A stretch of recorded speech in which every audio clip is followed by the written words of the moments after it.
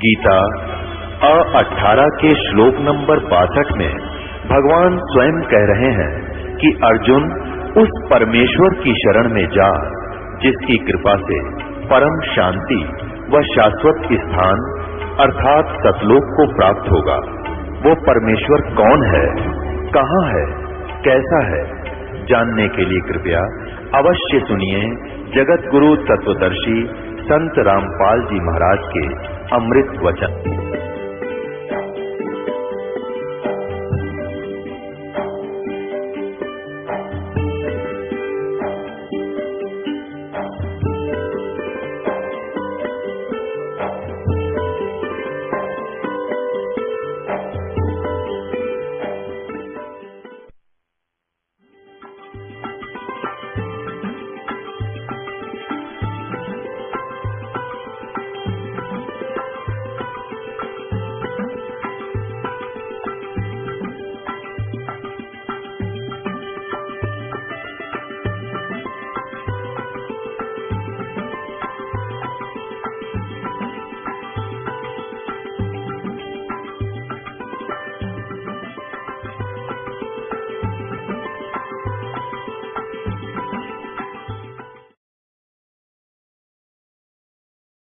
और जो वैसे गुरुजी की बुराई नहीं करते, नफरत नहीं करते, लोक लाज में आकर छोड़ जाते हैं, वो काम तो उन्होंने बढ़ा लिया, काम बढ़ा लिया, पार हुए नहीं, लेकिन उनको इतना फायदा हो गया कि उनको मनुष्य जन्म मिलता हुआ आ रहा है।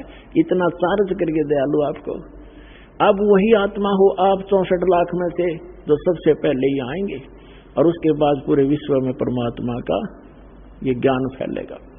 तो पुण्यात्माओं, तो ये फाउल पॉइंट जो पहले हम गलती करके आज याद दिलाई जाती है आपको। जैसे माता गर्भ को रखे यत्न बनाए, ठेस लगे ते सन होवे तेरी ऐसे भक्ति जावे। जैसे माता बहन किसी को गर्भ रहा हो, उसको पता उस लाल को कैसे प्रफुल्लित करना है, बड़ी सावधानी बरतती है, तो ऐसे इस भक्ति रूपी लाल को संभाल के रखना चाहिए आपने। और जो सुख 600 वर्ष पहले भगवान दिया कर दे कबीर साहब, आज वही सुख अपनी प्यारी आत्माओं को इस दास के माध्यम से, शक्ति उस कबीर भगवान की। दास तो एक नेमत है, जैसे एक सिरिंज होती है ना, डॉक्टर दवाई ला इंजेक्शन लगाता, दास तो इंजेक्शन है और उसमें दवाई व मालिक कबीर साहब है जो आपने सुख दे रही है। अब आपके रूबरू एक भगत का, एक दो भक्त अपना अनुभव सुनाएंगे ताकि आपको दृढ़ता आवे, आपका विश्वास दृढ़ हो कि परमात्मा आज भी वही सुख दे रहा है जो 600 वर्ष पहले दिया करते थे। नमस्कार सर। सत साहेब। क्या शुभ नाम है जी आपका? घनश्याम दास। सर कहाँ से आए आप? राजस्थान से।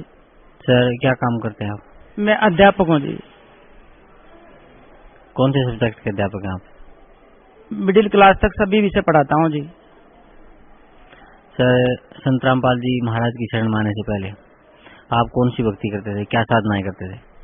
संत रामपाल जी महाराज की शरण में आने से पूर्व दास हिंदुस्तान में जितने भी संत महापुरुष थे उन सब की शिक्षा और दीक्षा ले चुका था। कोई धरती पे मैंने संत नहीं छोड़ा था। दार्शनिकों के विचार पढ़ता था और दार्शनिकों के विचार पढ़ करके ये निष्कर्ष निकालता था कि कोई भगवान है, कोई परमात्मा है, और इस आधार पर या मेरी मनमुक्ता कहो या फिर आप कोई पूर्व जन्म की उपलब्धि कहो, मैंने 4 सिद्धांत बना रखे थे। भगवान का अस्तित्व मानता था, राम कृष्ण और ब्रह्मा विष्णु महेश तक मैं किसी को भगवान नहीं मानता था, पूर्ण परमात्मा नहीं मानता था, और वेदों को मैं, वेद और गीता तक मैं सत्य मानता था इनको। इस आधार से मैं जब संतों के पास जाता था तो मैं संतों से यही उम्मीद करता था कि यहाँ मुझे उस परमात्मा का सच्चा ज्ञान मिलेगा, सच्चा ध्यान मिलेगा। और इस वजह से मैं सबसे पहले मैंने जब इस आध्यात्मिक मार्ग में गया तो मैं संत श्री आसाराम बापू से बहुत प्रभावित था। उनके साहित्य को मैं पढ़ चुका था और पढ़ करके जब मैं श्री आसाराम बापू जी के सत्संग में पहुंचा, मैंने तो सत्संग में पहुंच करके जब मैं उनसे नाम दीक्षा के लिए बैठा तो उन्होंने 5-7 मंत्र बोले उसमें से मैंने हरिओम मंत्र का तो चूज कर लिया, लेकिन मेरा इष्ट चूज नहीं कर पाया, क्योंकि मैं ब्रह्मा विष्णु महेश तक किसी को भगवान मानता नहीं था और उनमें मेरा कोई इष्ट मिला नहीं। वहां से मुझे डाउट होना प्रारंभ कर दिया। फिर मैंने जब ज्यादा अध्ययन किया श्री आसाराम बापूजी का, तो उनकी 4 सिद्धांत मेरे गले नहीं उतरे, मेरी आत्मा ने अंदर से स्वीकार नहीं किया। वो 4 सिद्धांत थे कि ये नाम दीक्षा है, इनकी किसी वैदिक साहित्य से नहीं मिलती, वेदों से नहीं मिलती, गीता जी में नहीं मिलती इनकी वैदिक, और न इनका कोई इष्ट है। अनन्य भक्ति कैसे हो सकती है जब उसका कोई इष्ट ही नहीं है?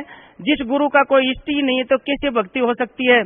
और फिर तीसरी चीज आई सामने कि इन्होंने जो खगोलीय घटनाएं हैं, चंद्र ग्रहण, सूर्य ग्रहण, अमावस्या, पूर्णिमा, चतुर्थी, इनको तो मानो इन्होंने आध्यात्मिक के लिए सबसे चुनी रखा है कि यही केवल मोक्ष की तिथियां हैं, और इनको इन्होंने विशेष करके ये सब बड़ा चढ़ा करके बता दिया।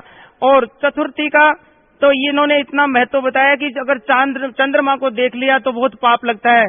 मैं पूछता हूँ आसाराम बापूजी से कि क्या पाप और पुण्य की परिभाषा भी भूल गए? अरे मन कर्म वचन से कोई पाप होता है, और हमने चंद्रमा को देख लिया, खगोलीय घटना थी, तो हमारा क्या बिगड़ गया उसमें? और फिर एक छोटी सी कथा सुनने से पाप कट जाता है। इस बात से मेरा बहुत माथा ठनका। हे मालिक, ऐसे फूटे भाग हमारे, जो ऐसे गुरु हमें मिल रहे हैं। फिर मैंने जब आगे कुछ और दीक्षा से आगे फिर मैंने उसका विचार किया, तो एक बात मेरे गले इतनी भयानक लगी, है मालिक ये संत है या इस चोले में कोई ये काल के दूत है। उन्होंने बताया आशा रामायण का पाठ करो, यही मोक्ष का मार्ग है। आशा रामायण में केवल उसकी जीवन लीला लिख रखी है। हे मालिक, सतपुरुष बुला दिया, आप जना दिया, कैसी चाली चालतन है। इसने झकझोर दिया और उसको छोड़ने पे मजबूर हुआ, और मैं आगे की राह देखने लगा।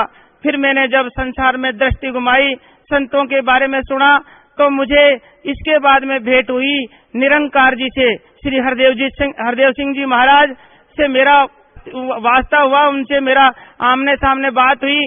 तो हरदेव सिंह जी महाराज कहते हैं कि देखो बेटा, ये जो मानव जीवन है इसमें सत्संग और भजन, ये 2 चीज ही तारण का है, और आप मेरे पास आओ, पूर्ण मोक्ष मार्ग है मेरे पास। मैं वेद शास्त्रों को नहीं मानता, जबकि मेरे ये थी कि वेद शास्त्र झूठे नहीं हो सकते, लेकिन श्री हरदेव सिंह जी महाराज ने बताया कि वेद शास्त्र झूठे हैं, और मैं कहता हूँ वो सत्य है।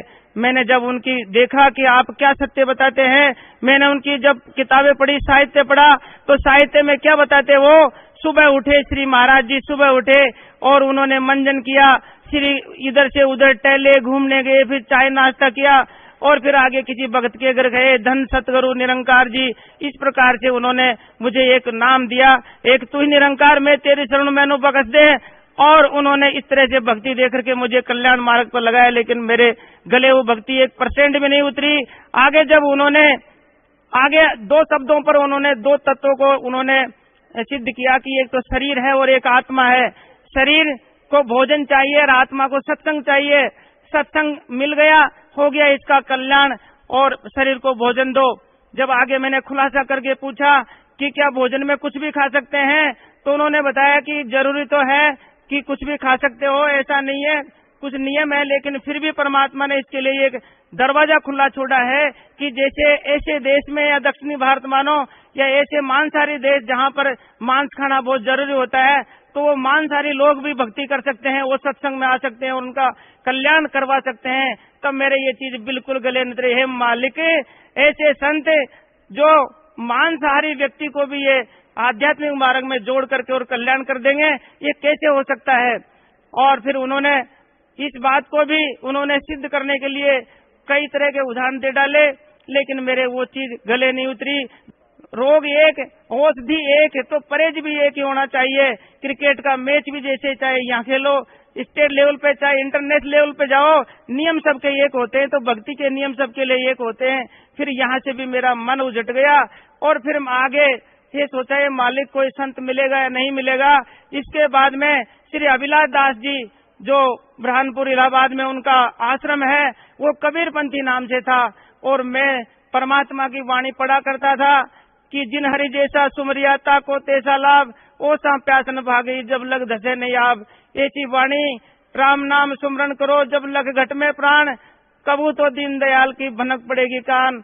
जब अभिलाष दास जी के पास पहुंचा तो उन्होंने बताया कि केवल देवी देवता कुछ नहीं होते, भूत प्रेत कुछ नहीं होते, भगवान नहीं है, केवल ये जीव ही स्वयं करता स्वयं भरता है, इसके अलावा कुछ नहीं है। मैं ही स्वयं अहम ब्रह्मास्मि।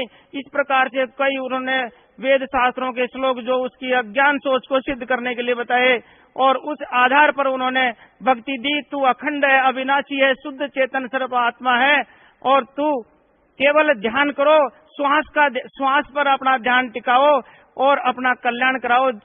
सहज समाधि अवस्था बताई उन्होंने कि कुछ नहीं सोचना, बस कल्याण हो जाएगा। मेरे ये बात बिल्कुल गले नहीं उतरती। फिर मैंने बताया कि पहले आप बताओ सिलेबस क्या है, आप किस शास्त्र को आधार लेते हो। तो उन्होंने बताया कि मैं वेद भी पढ़ता हूँ, गीता जी भी पढ़ता हूँ। और मैंने बताया कि आप कबीर साहब का कौन सा ग्रंथ पढ़ते हो। तो उन्होंने बताया कि मैं बीजक पढ़ता हूँ। जब मैंने बीजक उठा के देखा तो बीजक उठाया और उनकी वाणी को मिलाया तो एक वाणी भी मिल नहीं पा रही थी। हे मालिक, ये संत बोलता क्या है, वाणी क्या बोल रही है। मैंने बीजक की पहली साखी पढ़ी तो उसमें बताया कि जीव शिव सब प्रगटे, वो ठाकुर सब दास। तब मेरा बिल्कुल ये हुआ है मालिक, ये संत क्या बोल रहा है, भगवान नहीं है, जीव शिव जो शब्द आ रहा है परमात्मा है, हम उनके दास हैं। उनमें जगह जगह बीजक में पढ़ा मैंने, सार शब्द का सुमरण करो, सतनाम का सुमरण करो, ये चीजें पढ़ता और उससे पूछता तो वो बताता ये जीव ही सार शब्द है, यही सतनाम है, इसके अलावा कुछ नहीं है, अहम ब्रह्म यानी मैं ही भगवान हूँ। इस प्रकार का ज्ञान देकर के उसने भी मुझे बहुत समझाने की कोशिश की, खूब ध्यान साधनाएं की मैंने, लेकिन मेरी आत्मा गवाह नहीं दे रही थी। वहाँ आत्मा बिल्कुल ही स्वीकार नहीं की उस बात को। और फिर मैं यहाँ से आगे बढ़ने के लिए घूमा। उस समय कृपालु जी महाराज नाम से संत थे, मनगढ़ में उनका आश्रम है। तो उन्होंने एक ढिंडोरा पीट रखा था कि मैं वर्ल्ड में तत्वदर्शी संत हूँ, मेरे अलावा इस धरती पे कोई तत्वदर्शी संत नहीं है और मैं पूर्ण वेदों का ज्ञाता हूँ।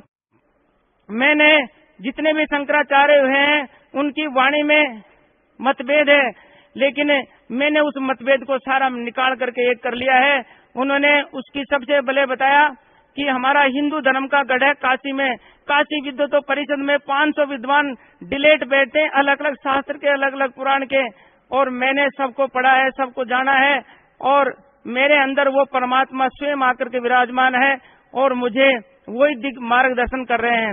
उन्होंने बताया कि जो प्रथम शंकराचार्य हुए उन्होंने कहा कि ब्रह्म सत्य जगत मिथ्या, अहम ब्रह्मास्मि। उन्होंने स्वयं को ब्रह्म मान करके और इस प्रकार से व्याख्या करके और अपने धर्म की और एक आध्यात्मिक मार्ग उन्होंने प्रशस्त करके चले गए। इसके बाद में 3 शंकराचार्य हुए, माधवाचार्य, निम्बार्काचार्य और श्री रामानुजाचार्य। उन्होंने इस बात को खंडित करके, यानी इन शंकराचार्यों में मतभेद था और इनमें मतभेद क्या था कि उसने एक तत्व माना था, ब्रह्म सत्य जगत मिथ्या अहम ब्रह्मास्मि, और इन्होंने कहा कि ब्रह्म जीव प्रकृति 3 तत्व है।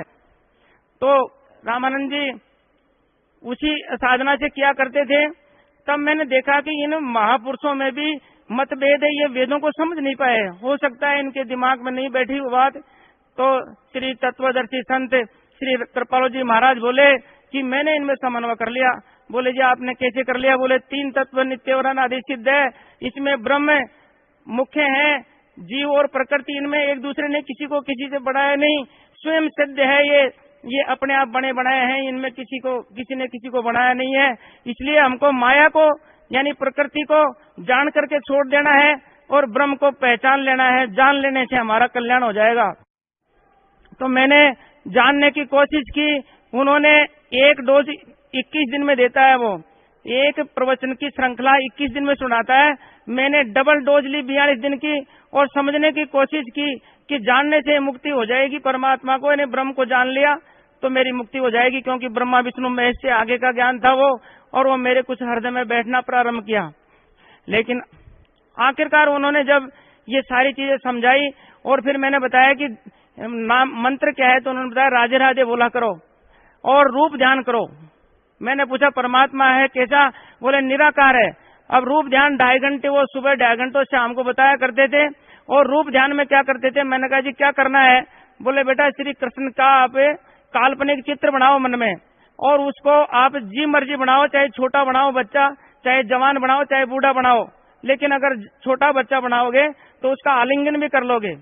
तो मैंने छोटा बच्चा बनाया, घंटों बैठ के रूप ध्यान किया।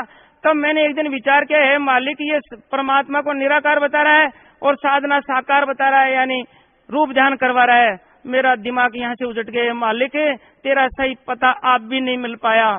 मैं यहाँ से जब विचलित था तो उस समय मुझे एक संत मिला पठानकोट पंजाब में, फकीरानंद नाम था उस संत का। उस संत के पास मैं पहुंचा। मैंने कहा, जी मैं भ्रमित हूं, मुझे परमात्मा चाहिए, कि आप परमात्मा से मिले हुए हो। इसके पहले मैं एक छोटी सी बात भूल गया, कृपालू जी महाराज की। उन्होंने आखिरकार बताया था, मैंने पूछा था कि संत की पहचान क्या है, संत की पहचान मुझे बता दो, हो सकता है आपको पता नहीं हो, मैं आगे चला जाऊंगा। तो उन्होंने बताया कि श्रोत्रिय ब्रह्मनिष्ठ होना चाहिए। श्रोत्रिय ब्रह्मनिष्ठ को उन्होंने खोल करके बताया कि श्रोत्रिय प्लस ब्रह्मनिष्ठ। श्रोत्रिय का मतलब है जो वेद शास्त्र का पूर्ण ज्ञाता भी हो, और ब्रह्मनिष्ठ का मतलब जिसने ब्रह्म को आमने सामने बात की हो, देखा हो। ये दो चीज होनी चाहिए उस संत के अंदर। फिर आगे उसने डिफाइन करके बताया कि श्रोत्रिय यानी वेद शास्त्र का ज्ञाता नहीं हो चलेगा, केवल जिसने भगवान को देखा हो, भगवान से बात की हो, तो वो चलेगा। तो मैंने जब गया, मैं पठानकोट पंजाब, फकीरानंद जी महाराज नाम से एक संत थे, तो वो बाबा रामदेव नाम से आश्रम चलाते थे। तो मैंने पूछा, जी आप भगवान को जानते हो क्या? बोले, हाँ रोज बात करता हूँ भगवान से मैं, और मैं पूर्ण ब्रह्म का मैं जानकार हूँ, और आपको बिल्कुल भगवान से मिलाऊंगा। मैंने कहा, आप बिल्कुल भगवान से मिलाओगे? बोले, हाँ मैं मिलाऊंगा भगवान से, रोज बात करता हूँ। तो मैंने कहा, जी नामदान दीजिए। उन्होंने 10-15 दिन मुझे आश्रम में रखा और सारे ज्ञान समझाया, ब्रह्म तक का ज्ञान था उनके पास में। उन्होंने मंत्र दिया, ओम सोम ब्रह्म निकलंग देव नमः। तब मैंने कहा कि हो सकता है यहाँ मेरा कल्याण हो जाए। मैंने मंत्र दीक्षा लेकर के साधना प्रारंभ कर दी और साधना करता रहा। कम से कम 5 साल मैंने साधना की, वहां टिका था मैं। उन्होंने देखा कि ये, मैंने पूछा, मालिक आपने मुझे मंत्र दे दिया, मेरा हो सकता है कल्याण यहाँ हो जाए, लेकिन मुझे ये बताओ परमात्मा कैसा है? बोले, परमात्मा तो निराकार है, ये संपूर्ण ब्रह्मांड ही परमात्मा है। बाकी के संतों ने बताया था कि जर्रे जर्रे में भगवान है, कण कण में भगवान है, लेकिन उन्होंने उसको थोड़ा सा डिफाइन करके बताया कि जो ये साकार रूप परमात्मा, ये संपूर्ण ब्रह्मांड है, यही परमात्मा है। मैंने कहा कि आपकी ये विधि बिल्कुल ठीक है, लेकिन आप मुझे ये बताओ मेरा इष्ट कौन सा है? बोले, इष्ट तेरा इष्ट चातुर प्राणी होते हैं। उन्होंने बताया, जी आपका इष्ट भी मैं ही हूँ और आपका गुरु भी मैं ही हूँ। मैंने कहा ठीक है, मैं भक्ति करता रहा, लेकिन मेरे ये बात गले नहीं उतरी कि इष्ट अलग होता है और गुरु अलग होता है। गुरु तो मिलाने वाला होता है उस मालिक को, लेकिन मैं आगे का रास्ता न जान करके लगा रहा। उन्होंने क्या किया, धीरे धीरे मुझे उसके पास सिद्धियां थी। एक प्रेत उनके अंदर आता था रामदेव नाम से, और रामदेव नाम से जो प्रेत आता था, वो प्रेत उनके अंदर आकर के मुरली बोला करता था, जैसे ब्रह्मा कुमारी में बोलते हैं। तो उस ब्रह्मा कुमारी वाली सिस्टम हुआ था। वो प्रेत रूप में रामदेव आता था। रामदेव के बारे में थोड़ा सा मैं आपको बताऊं। रामदेव जिस समय परमात्मा कबीर साहब काशी जी में 600 साल पहले आए थे, तो उस समय ही काल ने अपना एक दूत भेजा था, राजस्थान में, पश्चिमी राजस्थान में भेजा था, और वो जैसी लीला परमात्मा करके गए थे, ऐसी लीला वो भी करके गया था। फर्क थोड़ा था उसमें, वो काल का दूत था, ये परमात्मा स्वयं अपने सत भक्ति लेके आए थे। वही उन्होंने भी एक अवतार लिया था, और उन्होंने भी अपनी भक्ति बचपन से स्टार्ट कर दी थी। और जैसे परमात्मा एक 4 तार का एक वाद्य यंत्र होता है, उस तरह से उसपे मीठी मीठी वाणी धुन सुनाया करते थे परमात्मा। इसी प्रकार से वो रामदेव भी सुनाया करता था। वो मालिक सबका एक है, उसके घर में कोई छोटा कोई बड़ा कोई भेद नहीं है, और उस मालिक का इस मनुष्य जन्म में मिलना आसान है। और अपने इस मनुष्य जन्म में आकर के गुरु धारण करो, गुरु भक्ति करो, गुरुदेव नाम उसका जाप करो और मालिक की भक्ति करो। और ऐसा वो साधनाएं बताया करते थे। मालिक इधर कर रहे थे, जब गए परमात्मा से शरीर गए थे, उधर उसने भी समाधि लेकर के, सिद्ध पुरुष था वो, कोई पुण्य आत्मा थी, तो वो समाधि लेकर के, जीवित समाधि लेकर के चले गए थे। उसके बाद में वो प्रेत बन करके, आज परमात्मा के ज्ञान से मुझे पता चल रहा है कि वो प्रेत बन करके आज 4 आदमियों के अंदर आ रहा है। वो तो मुझे ऐसे कैसे पता है, जो मेरा गुरु था फकीरानंद जी महाराज, उसके अंदर वो प्रेत रूप में आता था। उसने प्रेत रूप में आकर के मुझे आदेशित किया कि बेटा तुझे मेरा ज्ञान, मेरा गुणगान करना है, मैं पूर्ण ब्रह्म हूँ। मैंने कहा, जी क्या करना है परमात्मा आप? बोले, मेरी एक किताब बनानी है आपको, ब्रह्म ज्ञान गुरु प्रवचन सागर नामक पुस्तक आपको बनानी है। मैंने कहा मालिक मैं एक अज्ञान जीव और मैं आपकी कैसे गुणगान कर सकता हूँ, कैसे बना सकता हूँ। बोले मैं जब दरबार लगाता हूँ, दरबार में आता हूँ, मेरी वाणी को नोट किया करो और आपके गुरु के वचनों को नोट किया करो और इस आधार पे एक पुस्तक आपको लिखनी है। मैंने कहा ये बहुत बड़ी जिम्मेदारी आप पड़ी। मैंने वर्ड के संतों को दोबारा पढ़ा, इनकी एक एक संत की मैंने थ्योरी पकड़ी और उस अज्ञान सोच को, उस प्रेत की जो अज्ञान सोच थी उसको सर्वश्रेष्ठ सिद्ध करने के लिए मैंने उन वाणियों को अज्ञान सोच से और लिखना प्रारंभ किया। मैंने उसके अंदर हर संत की वाणी दी और उस प्रेत आत्मा के द्वारा जो शब्द बोले जाते थे, वो वाणियां बोली जाती थी, वो लिख करके मैंने 600 पृष्ठों में वो तैयार की बुक। उस समय उन्होंने लगाए रखा मैं कहीं भग नहीं जाऊं, इसलिए उन्होंने एक सिद्धियां उसके पास प्रेत की थी।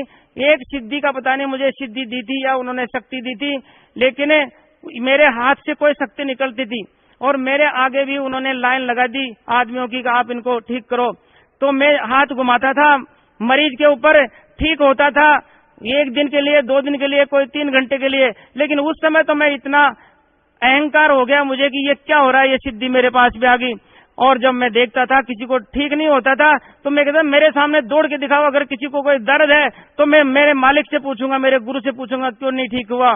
लेकिन होती वो क्षणिक विद्या थी। धीरे धीरे मुझे पता चला कि ये तो केवल अपनी शक्ति जा रही थी, या तो मेरी जा रही थी या मेरे गुरु की जा रही थी। आखिरकार उन्होंने कह भी दिया था बेटा मेरे बना किसी को मत लगाना। तो इस तरह से उन्होंने 5 साल मुझे घुमा करके रखा, लेकिन इसके बाद मुझे कहीं आगे का रास्ता नहीं मिला। इस समय जाया नहीं किया, मैं दीपावली के दिन वहां से बैठा और मालिक के चरणों में आकर के और यहाँ मैंने नाम शिक्षा ग्रहण की। सर पहले आपने संत श्री आसाराम जी से नाम उपदेश लिया, उनके बताए दिशा निर्देशन में भक्ति आरंभ की। उसके बाद आप बाबा हरदेव सिंह जी महाराज से जुड़े। उसके बाद आप संत पारखी संत अभिलाष दास जी से जुड़े। उसके बाद आप कृपालू जी महाराज से जुड़े। उसके बाद आप 5 साल तक फकीरानंद जी महाराज के सानिध्य में रहे और आपने वहाँ पे पुस्तक भी लिखी। तो सबसे पहले तो मैं आपसे ये जानना चाहूंगा कि आपने जो पुस्तक लिखी और उसको आज समाज पढ़ भी रहा होगा, उस पुस्तक के बारे में आप क्या कहना चाहते हैं? वो पुस्तक उन्होंने लिखवा दी, लेकिन चातुर प्राणी चोर हैं। जब उन्होंने प्रेस पे डाली कलकत्ता, उस समय कलकत्ता से मेरे पास फोन आया कि आपके द्वारा लिखी ये पुस्तक है और ये यहाँ पे डली हुई है, लेकिन उन्होंने मुझे इसको प्रिंट करने से मना कर दिया। कई दिन पड़ी रही। मैंने पूछा महाराज जी से, महाराज जी वो किताब के लिए आपने लिखवा ली और किताब प्रिंट के लिए डाल दी, फिर वो नहीं छुप रही है। एक दिन मेरे से कहते हैं, बोले बेटा मैं एक बात बताऊं सत्य। मैंने कहा महाराज बताओ, सत्य तो बताओगे। बोले बेटा मैं पकड़ा जाऊंगा, अगर ये प्रिंट होगी किताब तो मैं पकड़ा जाऊंगा। उस दिन मेरे को शंका हो गया था कि ये ज्ञान पूर्ण नहीं है और ये ज्ञान अपूर्ण है, केवल मुझे इन्होंने गुमराह करने के लिए या मुझे रोके रखने के लिए इन्होंने ये किताब लिखवाना का एक ढोंग पाखंड किया था। तब उस दिन मुझे पता लग गया था कि ये संत कोई पूरा नहीं है, ये सिद्धियों के बल पे चल रहा है। और सिद्धियों से मैं पहले ही डरता था, क्योंकि मैंने रामकृष्ण परमहंस और विवेकानंद का एक लेख पढ़ा था कि सिद्धियों, जब रामकृष्ण परमहंस जब शरीर छोड़ने लगे थे तो विवेकानंद से कहा था कि विवेकानंद बेटा मैं तुझे कुछ देना चाहता हूँ। उन्होंने कहा महाराज आपने कमी क्या रख दी, सब कुछ तो दे रखा है, आपने सब कुछ दिया है, मालिक क्या देना चाहते हो। बोले बेटा मेरे पास 8 सिद्धि 9 निधि का ज्ञान है जो मेरे पास है, मैं जा रहा हूँ और जिस समय मैं इनको जब मैंने काम ली नहीं और आज मैं काम लेने लायक हुआ हूँ तो मेरा शरीर जा रहा है, इसलिए इन सिद्धियों को तुझे देना चाहता हूँ। विवेकानंद कुशाग्र बुद्धि था, उसने पूछा मालिक क्या मेरा इन सिद्धियों से कल्याण हो सकता है। तो रामकृष्ण परमहंस बोले बेटा इससे तो नरक मिलेगा, आपका कल्याण नहीं हो सकता। तो वो दृष्टांत मुझे याद था उससे कि इन सिद्धियों से मोक्ष नहीं हो सकती है। तो उस किताब में मैंने लिखा क्या था, वही सिद्धांत था कि परमात्मा निराकार है, संपूर्ण ब्रह्मांड ही उसका स्वरूप है और 3 तत्व नित्य और अनादि सिद्ध है, ब्रह्म जीव प्रकृति, और इनसे ये जीवों की उत्पत्ति होती है, अपने कर्म अनुसार 84 लाख योनियों में दुख भोगते हैं और मर जाते हैं और कर्म का दंड कहीं नहीं करता। वो बताते हैं उदाहरण देकर के कि राम और कृष्ण आए भगवान बन करके, उनको भी अपने कर्म दंड का फल भोगना पड़ा, तो इसलिए जीव के बस की बात नहीं है, ये कर्मों का दंड तो चलता रहता है और भोगना पड़ेगा। तो इस प्रकार की जो थ्योरी थी उसको अपनी अज्ञान सोच को सिद्ध करने के लिए हर संत के ये यहाँ तक का ही ज्ञान था, वो सब कुछ उसमें दिया। और उस किताब में एक विशेष उनको सर्वश्रेष्ठ सिद्ध करने के लिए मैंने कुछ बड़ा चढ़ा करके लिखा था उसके अंदर। सर, पहले आप संत आसाराम जी से जुड़े, उसके बाद आप बाबा हरदेव जी से जुड़े, उसके बाद आप कृपालू जी महाराज से जुड़े, उसके बाद आप पारकी संत अभिलाष दास जी से जुड़े, उसके बाद आप फकीरानंद जी महाराज जी से जुड़े। तो सर, संत रामपाल जी महाराज का सानिध्य आपको कैसे प्राप्त हुआ, कैसे दया हुई उनकी आपके ऊपर? ये दया मैं आज यहाँ आने के बाद और तत्व ज्ञान होने के बाद मैं ये दावे से कह सकता हूँ कि मैं किसी जन्म में मैंने परमात्मा की सत भक्ति का स्वाद चखा था, और वो स्वाद चखने से ही मुझे कहीं शांति नहीं मिली। क्योंकि जब एक छोटा सा उदाहरण है, जब आपने कभी रसगुल्ला खा लिया हो, एक मिठाई होती है रसगुल्ला, और अगर कोई दूसरी मीठी चीज देकर के आपसे कहे कि ये रसगुल्ला है, तो आप कहोगे नहीं, ये नहीं हो सकता, क्योंकि वो तो मैंने पहले खा लिया, मैंने स्वाद इस मालिक के चरणों से पहले चख लिया था। ये मैं पूर्ण दृढ़ विश्वास के साथ कहता हूँ। एक ही लफ्ज में परमात्मा का एक ही वर्ड मेरे अंदर घर कर गया, मेरे दिमाग के चारों पट खुल गए, और मैं आनंद से भी, आज मुझे जितना आनंद है उसका मैं बखान नहीं कर सकता। इसलिए परमात्मा की मैं उस समय जब मेरी थ्योरी थी कि कर्मों का फल तो भोगना पड़ेगा जीव को, लेकिन मैं आज पूरी तरह से इसको नकार चुका हूँ। और मैं इस दुनिया से कहता भी हूँ कि अगर मेरी दुर्दशा हो जाती है या दुर्गति होती है तो कोई भगवान का नाम मत लेना। अगर मैं सत भक्ति कर रहा हूँ, सिर साटे सौदा मैंने किया है, मुझे मोक्ष निश्चित है, मेरी मोक्ष निश्चित है, और मुझे मेरी दुर्गति नहीं हो सकती, क्योंकि इतना मुझे अंदर से इतना विश्वास है। तो ये प्रमाण मैं मानता हूँ, कोई मेरे पूर्व जन्म की उपलब्धि है, ये इस जन्म की नहीं मानता मैं। एक दिन मैं टीवी के सामने बैठा हुआ था, मालिक की कृपा हुई, मौज हुई, और परमात्मा के प्रवचन चालू हुए। वो मालिक कौन है, कैसा है, कहाँ रहता है, किसने देखा है, और उसकी भक्ति विधि क्या है जो हमारे पाप कर्म दंड काट देते हैं, ये विधि मेरे पास नहीं थी। इन प्रश्नों के लिए मैं तरसा करता था, हु इज गॉड। तो ये परमात्मा की जब मुझे ज्ञान मिला, मैं आनंद से विभोर हो गया, और उस दिन सोचा, ये मालिक आज मेरा कल्याण हो गया, ये कोई संत पूरा है और इसके पास पूरा ज्ञान है, मैं जल्दी मेरा कल्याण कराऊंगा। मैंने नंबर नोट किए नीचे जो आ रही थी नंबर, लेकिन दूसरे दिन जब मैं देखना प्रारंभ किया तो वो चैनल खत्म हो गया। उस दिन काल के दूतों ने बंद करा दिया दूसरे दिन ही। फिर मैं तड़पाया, मालिक तेरी वाणी कैसे सुनने को मिलेगी। मैंने फोन किया, यहाँ से किताब मंगाई। किताब में मंगाने के बाद जब मैंने पढ़ा, तो जैसे मैंने पहले इन किताबों को पढ़ रखी है या ज्ञान मैंने पहले ही सुन रखा है, ऐसा मुझे अनुभव हुआ। और मैं सच बताता हूँ, मैंने उन किताबों को पूरी भी नहीं पढ़ी, आज तक भी मैंने परमात्मा की सारी किताबों को नहीं पढ़ा। लेकिन मैं एक अच्छे संत को, जिन संतों का मैंने नाम लिया, उनको मैं ना उत्तर कर सकता हूँ। मैं इतना बता सकता हूँ परमात्मा की वाणी को ठोक ठोक करके। इसलिए मैं इनसे जुड़ने के तो एक ही था कि परमात्मा की वाणी सुनी। मेरे अंदर जो प्रश्न थे वो कहीं सोल ही नहीं हो पा रहे थे, और यहाँ आते सारे स्वतः सिद्ध हो गए। और आज मैंने सारी किताबें भी नहीं पढ़ी, सारे आध्यात्मिक ज्ञान गंगा वगैरह या गहरी नजर गीता वगैरह भी नहीं पढ़ी। अब मैं सब कुछ बता सकता हूँ, एक संत को समझा सकता हूँ। और सबसे पहले मैंने परमात्मा से यह निवेदन किया था कि मुझे, जो मैं लास्ट में जिस संत को छोड़ के आया हूँ, उस संत को आपकी आज्ञा हो मालिक, तो मैं उसको ये ज्ञान जाके समझाऊं और उसका कल्याण करवाऊं। क्योंकि उसके पास में 5 साल रहा था, और कुछ मुझे उसने मेरी विकार यानी अच्छी भक्ति मार्ग बताया था, ब्रह्मा विष्णु मैं ऐसे आगे का था, इसलिए मेरा उनका भी कल्याण करवाना चाहता हूं। तो परमात्मा ने आदेश दिया था, बेटा ले जाओ किताब और समझाओ उसको। लेकिन बेटा वो डांगर है, परमात्मा ने कहा था वो डांगर है, नहीं समझ बैठेगी उसके। लेकिन फिर भी मैंने आस नहीं छोड़ी थी, जाने की तैयारी में था। 6 महीने गुजरे थे। उस महापुरुष ने मेरे पास फोन किया, मैंने एक बार तो फोन को काट दिया कि क्यों इससे अब बात करते हो, क्योंकि परमात्मा करें डांगर है, नहीं समझेगा। तो मैंने फोन को काट दिया। लेकिन फिर उसने 10-15 दिन बाद में फिर फोन किया, क्योंकि मैं उन महात्मा जी का, महापुरुष का मैं शिष्य था और वो मेरे से बड़ा प्यार करते थे। तो उन्होंने कहा, मास्टर जी आप क्यों नहीं आ रहे हो। मैंने कहा, महाराज ऐसे ही अभी मेरे कुछ काम है इसलिए नहीं आ पाया। वो समझ गए कि जो आदमी यहाँ महीने महीने पर तक पड़ा रहता था और हर महीने आया करता था, वो आज 6-6 महीने हो गए कैसे नहीं आ रहा है। समझ तो गए होंगे। लेकिन उन्होंने मुझे कहा कि अभी तो कच्चा होगा तो आ जाएगा। तो उन्होंने कहा कि बेटा ऐसा है, कहाँ जा रहे हो आप। मैंने कहा मैं संत रामपाल जी महाराज जो तत्वदर्शी संत है उनके पास जा रहा हूँ। बोले बेटा आप गलत जा रहे हो। मैंने कहा महाराज ये गलत और सही का निर्णय मेरे को करना है और मैंने कर लिया है कि तत्व ज्ञान किसी के पास नहीं था। आपसे मैंने पूछा कि परमात्मा कौन है तो आप नहीं बता पाए थे और इन्होंने उस परमात्मा का पता बताया, उन शास्त्रों में परमात्मा का नाम भी निकाल करके बताया। इसलिए मुझे मेरा मालिक मिल गया, मेरा पूर्ण गुरु मिल गया। अब मैं आपके पास नहीं आ सकता। उन्होंने पहले समझाने की कोशिश की, डराने धमकाने की कोशिश की। आखिरकार में कहता है कि मैं तुझे श्राप देता हूँ, तुझे जिंदा नहीं छोड़ूंगा। तो मैंने कहा मालिक ऐसा मत कहो, आप मत कहो, अपने कर्म मत बिगाड़ो। लेकिन वो बाज नहीं आया और बराबर फोन करता रहा, आदमियों से कह के भेजता रहा कि मैं उसको जिंदा नहीं छोड़ूंगा। और एक दिन तो यहाँ तक बोल दिया कि मैं तेरे गुरु को भी देखता हूँ, सिद्धियों से आ रहा हूँ। मैंने थोड़ा डरा था, 6 महीने हुए थे, हो सकता है काल का दाव लग जाए।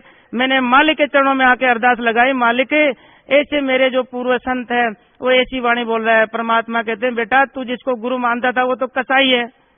मैंने कहा मालिक ठीक है आप कह रहे हैं। तो परमात्मा ने कहा बेटा चिंता ना करना, वो दिन है आज मैं आत्मा इतना तृप्त है, इतना दृढ़ विश्वास है कि मेरा कोई बाल बांका नहीं कर सकता। और वो कहता है कि मैं तुझे छोड़ूंगा नहीं, लेकिन मेरा बाल बांका नहीं कर सकता क्योंकि मेरा दृढ़ विश्वास है, मालिक के चरणों में हूँ, तो इसमें मुझे कोई डर नहीं है।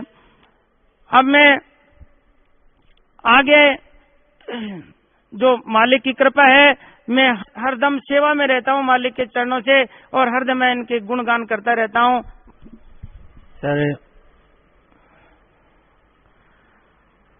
आप पहले संत आसाराम जी से जुड़े भक्ति प्राप्त करने के उद्देश्य से, फिर आप कृपालु जी महाराज से जुड़े, आपका उद्देश्य यही था कि परमात्मा को जाना जाए, मोक्ष को प्राप्त किया जाए। फिर आप हरदेव जी से जुड़े तो भी आप यही उद्देश्य लेके गए कि भगवान को जाना जाए और उस मुक्ति प्राप्त की जाए। फिर आप कृपालु जी महाराज से भी इसी उद्देश्य से लेके मिले कि भगवान को जाना जाए, उसकी भक्ति की जाए और मुक्ति प्राप्त की जाए। फिर आप फकीरानंद जी से भी इसी उद्देश्य से जुड़े और उनके सानिध्य में भी आपने बहुत सी भक्ति भी की।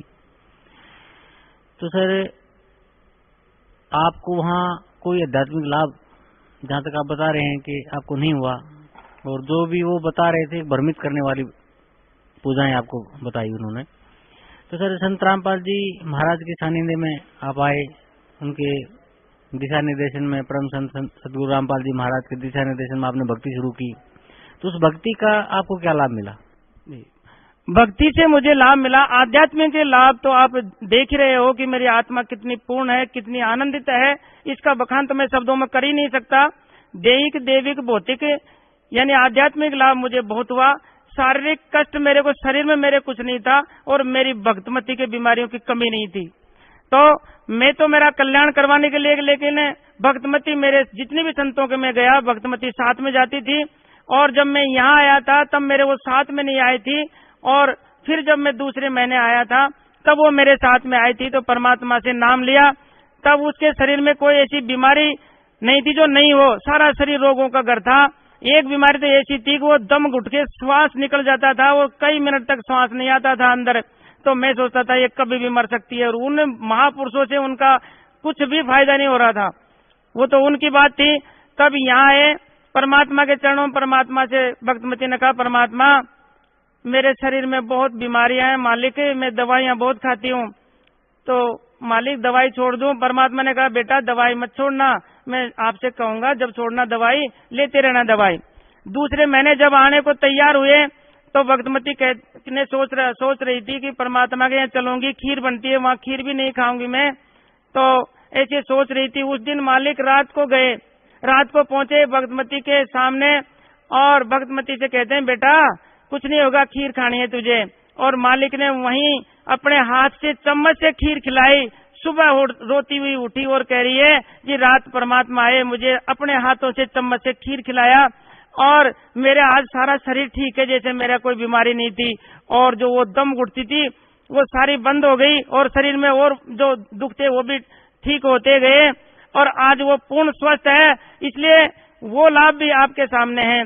मैंने एक दृष्टांत यहाँ और बताना चाहता हूँ। मैं एक बूढ़ा भगत और लेकर आया था मेरे साथ यहाँ, तो हम लोग आश्रम में बैठे हुए थे यहाँ दूसरे दिन जब घर से फोन आया कि आपकी जो गाय थी, ये गाय थी उनके भगत जी के महीना भर से पहले ब्याही हुई थी, तो उन्होंने कहा जी बोले अपनी गाय उठती नहीं है, ये पता नहीं क्या हो गया। मैंने कहा भाई उठवाओ, किसी आदमी को लगा करके खड़े कर लो, हो सकता है बैठ गई हो। तो उन्होंने कोशिश की, नहीं उठी। हम यहाँ से गए, गाय को देखा, डॉक्टर को बुलाया तो कहा भाई इसकी रीढ़ की हड्डी फ्रैक्चर होगी, इसलिए नहीं उठ सकती है। उस गाय को हमने चारा पानी देते रहे। फिर किसी ने कहा इसको ऐसा करो, 4 लकड़ियां खड़ी करके और उसके सहारे से इसको स्टेज पे खड़ी कर दो, तो ये खड़ी रहेगी तो रीढ़ की हड्डी धीरे धीरे ठीक हो जाएगी। हमने उसको ऐसे ही 4 लकड़ गाड़ करके और उसको खड़ी की लकड़ों के सहारे, लेकिन वो पता नहीं किस प्रकार से उसने कुछ उछाला मारा या क्या हुआ, तो लकड़ियां टूट के गिर गई और उसके आगे का पैर फ्रैक्चर हो गया। 2 बीमारी हो गई। अब रीढ़ की हड्डी अलग टूटी हुई थी, अगला पैर टूट गया। अब वो पड़ गई। अब कोई उसकी चारा नहीं था, कोई आस नहीं थी उसकी। 25 दिन पड़े पड़े दोनों तरफ घाव हो गए, इधर पानी निकलने लग गया और वो गाय की दुर्दशा हो गई। सब लोग आते, अरे कहाँ जाते हो, एक गाय की दुर्दशा क्या हो रही है। हम मालिक से कहते परमात्मा इस गाय को अब तो प्राणदान छुड़वाओ मालिक, और इसकी गति करो मालिक, ये जीव हमारे सामने तड़पता है, देखा नहीं जाता मालिक। कोई उसकी बचने की तो आस ही नहीं थी, दूर दूर तक कोसों तक कि ये गाय खड़ी हो सकती है। लेकिन परमात्मा उसी दिन रात को गए और गाय के ऊपर हाथ फेरा। भगत जी को दिखाई दिए थे, बस मात्र परमात्मा आए, गाय के ऊपर हाथ फेरा है। सुबह जब भक्तमती उठी और अपने बाथरूम करने उठी थी, खेत में गाय चरती हुई खड़ी मिली। बंदी छोड़ की दया से गाय की रीढ़ की हड्डी और टूटा हुआ पैर और चारों तरफ से गड़ा हुआ मांस रात रात को ठीक हो गया। सुबह 1.5 किलो दूध दिया उस गाय ने, जहो बंदी छोड़ की। इन प्रमाणों से हमारी आत्मा इतनी गदगद है, इतना मालिक का कृपा है, जिनको आप सुनाते सुनाते हम ये कहते हैं कि देखो चलो पूर्ण परमात्मा है, एक काम वही कर सकता है। छोटे मोटे काम तो अपने प्रारब्ध से भी हो जाते हैं और संतों की कृपा से भी हो जाते हैं, लेकिन ये काम नहीं हो सकते। यहाँ मैंने इन परमात्मा की बहुत से फायदे हुए, छोटे मोटे तो मैं क्या गिनाऊं, लेकिन ये बड़े जो चीजें हैं वो परमात्मा के इन प्रमाणों को परमात्मा में दृढ़ विश्वास करने के लिए बहुत कुछ काफी है। परम संत सतगुरु रामपाल जी महाराज का आपको सानिध्य कैसे प्राप्त हुआ? सानिध्य के लिए मैंने टीवी देखी, पुस्तक पढ़ी थी। फिर मैं यहाँ जब आया था तो मुझे थोड़ा थोड़ा भ्रम था, हो सकता है अब भी कहीं मैं गलत जगह नहीं फंस जाऊं। हालांकि अंदर आत्मा तो मेरी मान चुकी थी, लेकिन ये मन जो काल का दूत है ये भ्रमित करने के लिए थोड़ा थोड़ा लालायित था। तो मैं रास्ते में जब वहां से बैठा था, रास्ते में अलवर पड़ता है, अलवर से कुछ भगत लोग चढ़े थे गाड़ी में, तो मेरा उनसे वार्ता हुई। तो वो कहते थे जी इस तरह से मालिक है। मैंने कहा कि मैं भी, मेरे पास भी वो सिद्धि थी, पता नहीं मेरी थी या उनकी थी, लेकिन उस सिद्धि के बल पर मैं भी कहता था कि ये छोटे मोटे रोग तो आज मैं भी ठीक कर देता हूँ, ये कोई बड़ी भारी बात नहीं है। बोले जी मालिक है, स्वयं आए हुए हैं। तो मैं उन भक्तों की वाणी सुन करके और यहाँ जब मैं गेट में आया तो मुझे एक अजब नजारा मिला। मेरी आंखों से आंसुओं की धार बह निकली और ये आत्मा ने स्वीकार कर चुकी थी कि 1 मिनट भी अगर तूने जाया किया तो यहाँ तेरा भला नहीं हो सकता। तो मैं जब यहाँ आया, अंदर प्रवेश किया, तो मैं न बाथरूम गया, मैंने कुछ नहीं किया। यहाँ पे बैग रखा, मालिक की पर्ची भरवाई, नाम लिया और मालिक का आशीर्वाद लेकर के मैं और आश्रम में फिर बैठा था। तो ये मेरा एक प्रमाण है कि मेरी आत्मा उसी दिन मान चुकी थी, उसी दिन मेरा कल्याण मान चुकी थी, और आज मुझे पूर्ण विश्वास है कि मेरा कल्याण निश्चित है। सर जैसे अभी आप बता रहे थे कि आप जब फकीरानंद जी महाराज से आपने नाम उपदेश लिया था और उनके बताए दिशानुसार आप भक्ति करते थे, आप में कुछ सिद्धियां आ गई थी, आप लोगों के कष्टों को दूर करते थे, उनको आशीर्वाद देते थे, लेकिन फिर आपने अपनी पत्नी का कष्ट दूर नहीं किया। आपने अपनी पत्नी का कष्ट क्यों नहीं दूर किया? बिल्कुल, ये शंका मेरे भी रहती थी और मैं मेरे उस पूर्व गुरु से पूछता था। मैं कहता था महाराज मैं दुनिया का आप भी रोग ठीक करते हो, मेरी पत्नी का रोग आप भी ठीक नहीं कर पाए, और मेरे पास जो सिद्धि आपने दी है या जो भी मेरे पास है ये मैं नहीं ठीक रहा। तो उन्होंने कहा था बेटा ये परमार्थ के लिए है, ये आपके घर में कोई काम नहीं करेगी। खैर जो भी हो उन्होंने, लेकिन वो उनका जवाब था और वो नहीं हो पाया। और मैंने भी जो ठीक किया, लोगों को तो एक भ्रम था 3 घंटे 4 घंटे के लिए ठीक होते थे, न उनसे कोई काम हो सकता था। ये तो मुझे पता लग गया था कि क्योंकि यहाँ तक का कर्म का अकाट्य सिद्धांत था। जब राम जैसे कृष्ण जैसों का पाप नहीं काट पाए, अपने माँ बाप को सुख नहीं दे पाए, राजा दशरथ पैर रगड़ रगड़ के मर गया, कृष्ण अपने बेटे को नहीं बचा पाया, अभिमन्यु को नहीं बचा पाया, तो ये कैसे हो सकता है? कोई जीव कैसे किसी का पाप काट सकता है? वो अमर जड़ी, वो अमर तत्व ज्ञान जो है, जो वो है चीज, वो पूर्ण परमात्मा संत श्री रामपाल जी महाराज के पास है। और यहाँ से बिना हमारा मोक्ष और हमारे पाप कर्म नहीं कर सकते, वो अमर जड़ी और कहीं नहीं है। सर, पहले आपने संत आसाराम जी महाराज से नाम उपदेश लिया, उनके बताई भक्ति की। फिर आपने बाबा हरदेव सिंह जी से नाम उपदेश लिया, उनके द्वारा बताई भक्ति की। फिर आपने कृपालू जी महाराज से नाम उपदेश लिया, उनके द्वारा बताई भक्ति की। फिर आपने पारखी संत अभिलाष दास जी से नाम उपदेश लिया, उनके द्वारा बताई ध्यान लगाया। फिर आपने फकीरानंद जी महाराज से नाम लिया, भक्ति की। लेकिन आपको आप यह बता रहे थे कि कोई लाभ नहीं मिला, न कोई आध्यात्मिक लाभ मिला, न कोई शारीरिक सुख मिला, न कोई भौतिक लाभ मिला आपको। तो जो भक्त आज इन संतों के साथ जुड़े हुए हैं, उन भक्तों को आप क्या संदेश देना चाहते हैं? क्या प्रार्थना है उन भक्तों से आपकी? इस प्रश्न का जवाब देने से पहले एक छोटा सा मेरी आत्मा में एक घटना है, उसको मैं पहले बता के फिर भक्त समाज को एक पॉइंटों में गिनाऊंगा कि किस तरह से आप स्वयं परमात्मा को पहचान सकते हैं। आज से ठीक 11 मार्च को जब समागम खत्म हुआ था, उस दिन यहाँ से राजस्थान के क्रम से कम 5,000 या 6,000 भक्त लोग थे। हम भक्त लोग सभी यहाँ से बरवाला स्टेशन से हिसार तक जाते हैं एक ही गाड़ी में, और वहां से भी हिसार जयपुर एक गाड़ी चलती है, तो सारे राजस्थान के भक्त उसी गाड़ी से निकलते हैं। ये गाड़ी हमें हिसार स्टेशन पे 8:30 के लगभग पहुंचा देती है, और वहां प्लेटफार्म पे गाड़ी 9:15 के लगभग लग जाती है, 11:30 चलती है। भक्त लोग जब यहाँ से जाते हैं, भक्तों का एक अलग ही नजारा होता है, अलग ही उनका एक एम होता है। सब अपने अपने काम में मस्त होते हैं, या तो मालिक की चर्चा करते हैं, या संध्या आरती, या कुछ इसके अलावा कोई काम है ही नहीं। आपसी कोई लड़ाई झगड़ा ऐसी कोई बात ही नहीं होती है। तो स्टेशन पे हम जल्दी गाड़ी में बैठ जाते हैं और राम चर्चा चालू कर देते हैं। जब तक उस गाड़ी में और सवारी नहीं आती, तब तक चर्चाएं चलती रहती है, और आनंद से हर आदमी, हर भगत अपने आप को धन्य समझता है। मालिक तेरे चरणों में आया, ज्ञान प्राप्त किया, सुख दुख हमारे दूर हो रहे हैं और सुख बढ़ रहा है। मालिक ऐसे ही बुलाते रहना, ऐसी मौज होती है उस गाड़ी में। देखते ही बनती है कि ये कोई किसी गुरु के शिष्य हैं, गुरु के भक्त हैं, जिनका ऐसा आनंद है। एक काल प्रेरित आत्मा चढ़ी उस गाड़ी में, जिस डिब्बे में मैं भी था।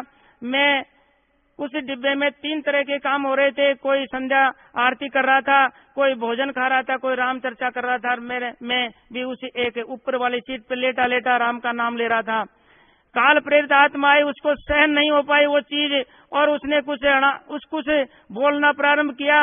बोलते ही उसने अटपट ऐसी वाणियां बोली जिससे सारे भक्त लोग चुप हो गए। मैं सुन रहा था। तब एक भक्तमती कहती है, बोले बाबूजी, हमने आपसे कोई बात नहीं की, और आप क्यों खामखा हमसे आप माथा मार रहे हो? बाबूजी, हम ये लो, हमने हमारा काम बंद कर दिया, कोई बात नहीं, हम चर्चा भी नहीं करेंगे। बोले नहीं, नाम नहीं लेना। तो वो बड़ा अकड़ करके बोल रहा था। धीरे धीरे उसने कई वाणियां बोलना प्रारंभ किया, कई शब्द निकाले, लेकिन एक शब्द मालिक ने उसके मुंह से निकलवा दिया कि आप संत रामपाल जी महाराज को परमात्मा मानते हैं, तो फिर वो बॉडीगार्ड क्यों रखते हैं? मैंने कहा, परमात्मा ने कुछ वाणी और सुनाने के लिए तो इसको मौका दिया। तो मैंने कहा, जी बाबूजी, आप को मैं इसका उत्तर दूं, आप सुनो। तो सुनने को तैयार नहीं था, लेकिन मैं वाणी बोलने को भी तैयार था, क्योंकि परमात्मा की वाणी बोलना ही था मुझे। तो कहते हैं, गुरु की निंदा सुनी जो काना, ताको निश्चय नरक निदाना। इस वाणी को मैं हृदय में धारण करके मैंने बोला, इसको थोड़ा जवाब तो दूं, ये तो पॉइंट बोलने लायक है। तो मैंने कहा, जी आप बालाजी जा रहे हैं? बोले हाँ। तो मैंने कहा, बालाजी के जो हाथ में गदा है, तो वो क्या क्यों रखते हैं? इतने बलशाली हैं जिनको आप भगवान मान रहे हैं, और वो गदा रखते थे, क्या हवा करते थे उससे? मैंने कहा, ये चिढ़ जाएगा, थोड़ा धीरे बोला मैंने। फिर मैंने कहा जी ठीक है, आप हनुमान जी के हाथ में गदा को नहीं मानते हो, तो हनुमान जी भगवान राम के पायक थे, उनकी भक्ति करते थे, उनके सेवक थे। भगवान राम स्वयं भी धनुष्बाण रखते थे, लक्ष्मण के हाथ में भी होता था। और आगे चलिए, भगवान कृष्ण के हाथ में भी कोई अस्त्र शस्त्र होता ही था, और नहीं भी होता था तो अक्षुणी सेना थी, उसके पास भी कई सेना रखता था, कई तो उनके पास भी सेनाएं हुआ करती थी। भगवान राम के पास भी सेना थी। और यहाँ तक कि ऋषि मुनि संत हुए, उनको उस समय भी दुष्ट लोग परेशान किया करते थे, तो दुष्टों की रक्षा के लिए स्वयं राम और लक्ष्मण को भेजा गया था। तो मैंने कई प्रमाण देकर के बताया, लेकिन वो सुनने को तैयार नहीं। इससे भी ज्यादा बात बढ़ा दी उसने, और उसने कुछ बोलना प्रारंभ किया जो हम सुन भी नहीं सकते परमात्मा के बारे में। तब मेरे को बड़ा जोर आया, झल्ला के मैंने थोड़ा सा तेज आवाज में बोला था कि जो भक्त मती के पास छोटा एक भगत था 10-12 साल का, तो वो चल करके मेरे पास डिब्बे में आया और मेरे से कहा, सच साहेब भगत जी ना बोलो। मेरी आंखों में आंसू आ गए। हे मालिक, तेरे ये छोटे बंदे भी अच्छे, इन अनाड़ियों से तो जिनको बोलने की तमीज नहीं, और हे मालिक कैसी भक्ति दे दी कि ये कह रहा है कि भगत जी ना बोलो, ना सिर मारो इससे। मैं चुप हो गया। उस दिन मुझे बड़ा दुख हुआ। तो मैं हरियाणा प्रांत जो हरि आए हरियाणा नो, यह परमात्मा स्वयं आए हैं और आने का पहले प्रमाण भी दे चुके हैं। नकली संत भी यही हैं, असली संत भी उन्हीं में हैं। तो मैं भक्त समाज के साथ साथ हरियाणा की जनता से एक आग्रह करता हूँ, गुरु चरणों से एक निवेदन करता हूँ कि दोबारा सोचने के लिए आप मजबूर हो। जरा हमारा निवेदन स्वीकार करके आप विचार करिए।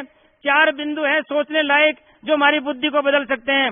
पहला बिंदु है कि आज तक जितने भी धरती पे संत अवतार हुए हैं, संत महापुरुष आए हैं, उन्होंने सबने अपनी अपनी ढपली, अपनी अपनी राग बताई है। एक भी संत ने दूसरे संत के बारे में एक शब्द भी नहीं बोला। यह आपके सामने है, किसी ने बोला हो तो।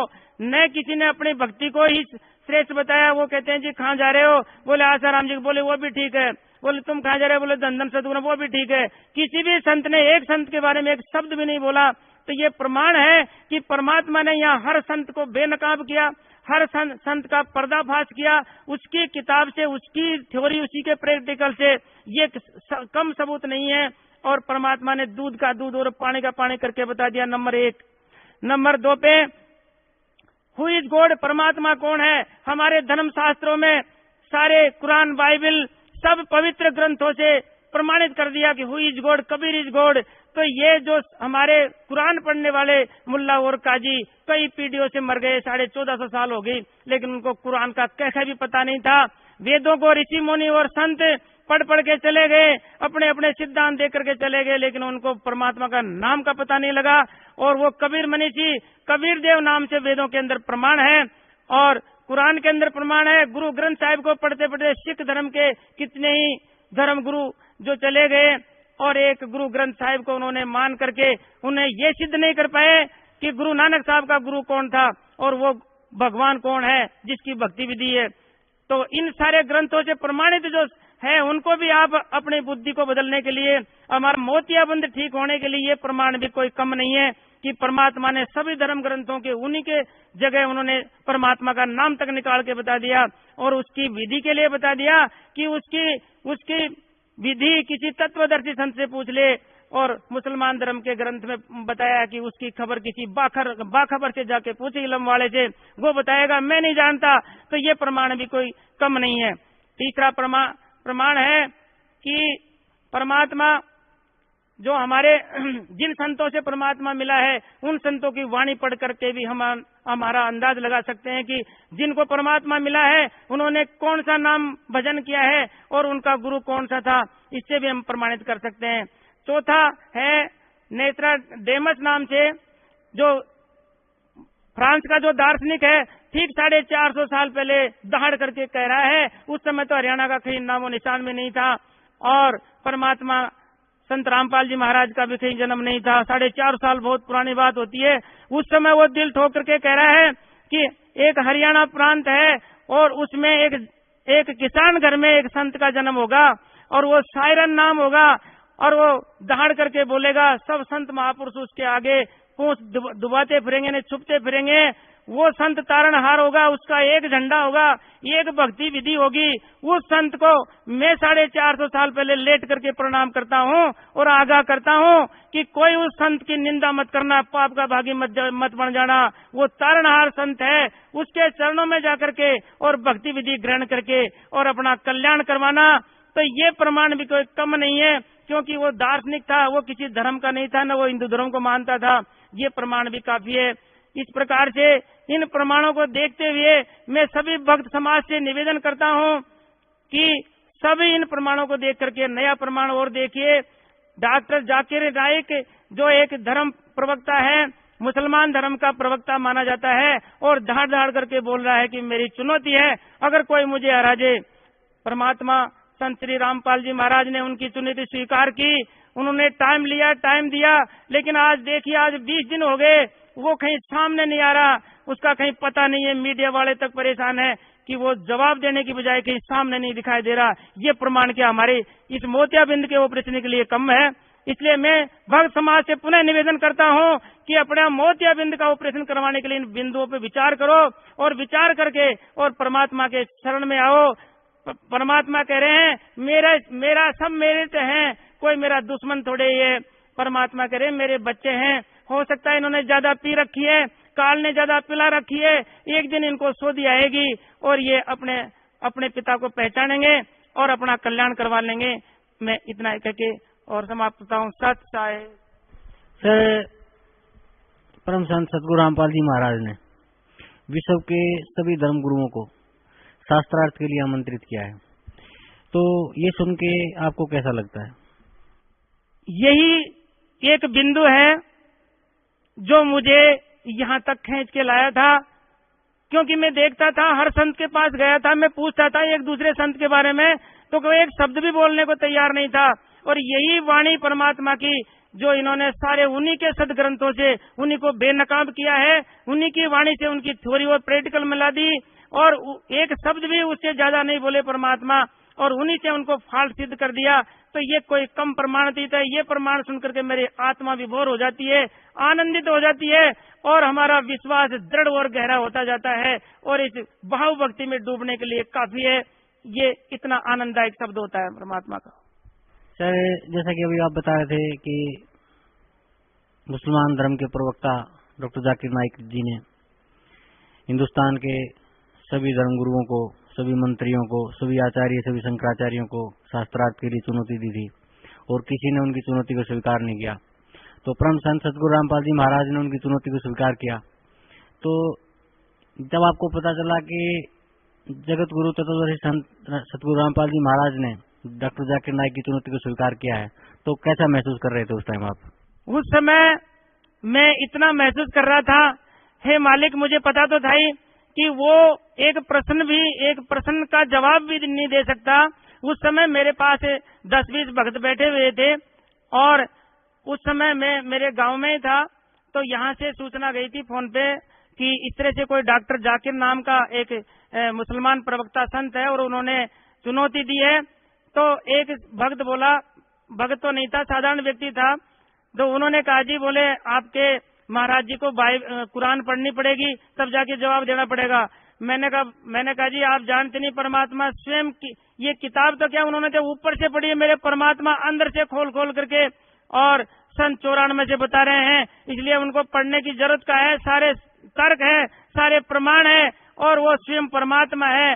जिन वेदों को और कुरानों को ये पढ़ नहीं पाए थे, वो परमात्मा ने यहाँ आकर के खोल खोल करके सारे बता दिए, पहले ही बता चुके हैं। तो उस समय मैं दिल ठोक करके लोगों से कहता था कि आप 9 तारीख आने दो, और 9 तारीख को देखिए आप दूध का दूध और पानी का पानी हो जाएगा। और मैं ठोक के कहता हूँ कि एक भी प्रश्न का जवाब नहीं दे सकता वो प्रवक्ता है जो, और वही हुआ। आज मैं कहता हूँ कि वो उसको 20 दिन हो गए, और मीडिया वाले कह रहे हैं कि हमसे भी वो न तो संपर्क कर रहा है, न बातचीत हो रही है। तो इससे मेरी छाती फूल के और आनंदित होती है, और गर्व होता है कि मैं ऐसी जगह पे हूँ जहाँ मेरा मोक्ष निश्चित है और आत्म कल्याण निश्चित है। सर, धन्यवाद आपका बहुत बहुत। कुछ और कहना चाहेंगे आप अपने पूज्य गुरुदेव संत रामपाल जी महाराज के बारे में या उनकी भक्ति पत्ति के बारे में? बस आखिरी शब्द यही है कि जो काल ने हमें बहुत पिला रखी है, बहुत भ्रमित कर रखा है, और मैं एक यहाँ पे एक दृष्टांत से और समझाना चाहूंगा कि मुझे याद आता है धर्मदास जी महाराज की कहानी कि उनके नारायण दास नाम का पुत्र था।